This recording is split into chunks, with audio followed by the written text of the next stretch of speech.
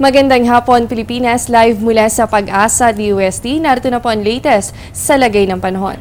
Mga kababayan, dalawang weather system pa rin po ang umiiral sa loob ng ating bansa. Una dyan, ang tail end of a cold front dito po yan sa may Mindanao at ang sabay naman na pag-iral ng northeast monsoon o hanging amihan dito po yan sa buong Luzon. So para po sa ating forecast, ang northern Mindanao kasama po dyan ang Caraga. Ganon din ang Central Visayas at ang probinsya pa ng Leyte at Negros Occidental. Asahan po natin dyan ang maulap na kalangitan sa mga susunod na oras. Ganon din ang mga mahihina hanggang sa katamtamang pag-ulan. Dito po sa Metro Manila at sa lalabing bahagi pa ng Luzon, magpapatuloy po ang malamig na panahon pero asahan pa rin natin ang pagkakaroon ng isolated light rains. Sa nalalabing bahagi po ng Visayas at nalalabing bahagi pa ng Mindanao, magpapatuloy din po ang maliwalas na panahon pero asahan pa rin natin ang tsansa ng mga pulupulong pag-ulan o pagkilat pagkulog lalo na mamayang hapon o kaya naman po ay mamayang gabi. At mga kababayan, kaugnay pa rin po sa pag-iral ng hanging amihan, naitala ngayong araw ang top 5 lowest temperature. Una po dito ang Baguio City na umabot lamang sa 14.6 degrees Celsius. Sinundan po ito ng Basco, Batanes kung saan naitala ang 18.8 degrees Celsius at 19.4 degrees Celsius naman po ang naitala dyan sa Lawag. Sa Tugigaraw, hindi naman po nalala yung agwat na nasa 19.5 degrees Celsius at panghuli po sa ating listahan ang Vigan na merong 20.8 degrees Celsius.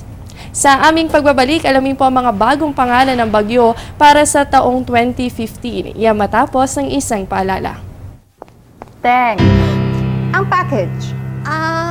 Ma'am, sabi ng Air 21 on the road na. Ano, Teng? Ang package. Ma'am, sabi ng Air 21 na receive na. Okay. Very good. Basta padala, sagot ka ng Air 21. May real-time delivery updates via text para worry-free ka. Teng, ang package, napadala mo na? Yes, ma'am. Sa Air 21. Sa Air 21, sagot ko, padala mo!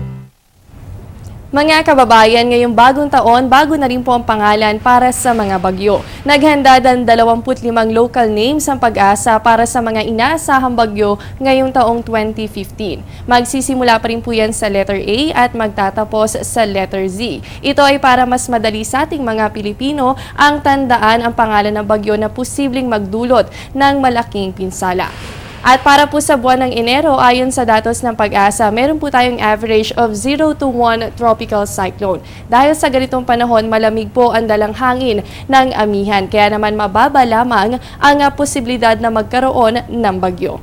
And during this month po, makikita natin sa forecast track ng Pag-asa ang maaaring tahakin ng bagyo. So kung makikita po natin, mataas ang posibilidad na tumamayan dito sa may Visayas area. Yan po ay kapag ang bagyo ay nabuo sa loob ng ating Philippine Area of Responsibility. Pero kung ang bagyo po ay mabuo yan dito sa labas ng ating boundary, once na pumasok po yan ay mas mataas naman ang posibilidad na yan po ay mag-recurve. Yan ay dahil sa presensya po ng subtropical high dito po yan sa may Luzon area. At isang magandang balita naman po, bagamat meron po tayong binabantayang kaulapan sa labas ng ating Philippine Area of Responsibility, ayon po sa Pag-asa ay mababa ang chance na mabuo ito bilang isang sama ng panahon.